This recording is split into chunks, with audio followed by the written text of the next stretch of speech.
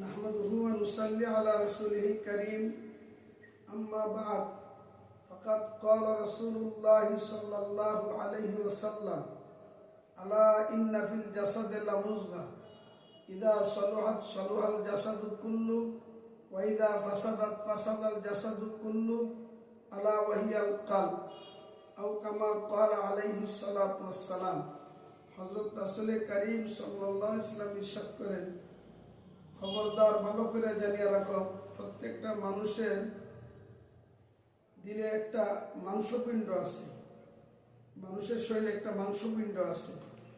ইদা সালুহাত সালুহাল জাসাদু কুল্লু, ওই মাংসপিণ্ডটা যদি সুস্থ থাকে তার সমস্ত দেহ সুস্থ থাকে। ওয়াইদা ফাসাদাত ফাসাদাল জাসাদু কুল্লু, ওই মাংসপিণ্ড যদি রুগ্ন হয়ে যায়, অসুস্থ হয়ে যায়, নষ্ট হয়ে যায়, ফাসাদাল জাসাদু কুল্লু, তাহলে তার সমস্ত শরীর নষ্ট হয়ে যায়। অর্থাৎ তার চোখের দেখা ঠিক থাকে না, তার কানের শোনা ঠিক থাকে না, তার মুখের বলা ঠিক থাকে না, তার চিন্তাধারা ঠিক থাকে না। আল্লাহ রসুল বলেন আলা ওয়াহিয়াল কালব, সেটা হলো মানুষের দিল বা অন্তর। আর আখিরাতে অন্তর সুস্থ হওয়ার উপরে মুক্তি নির্ভর করে। যার দিলের মধ্যে রূপ থাকবে না, মানে শিরিক থাকবে না, বেদাত থাকবে না, কুফরি থাকবে না, ওই লোকটা হইল, ওই দিলটা হইল রূপ মুক্ত সুস্থ দিল।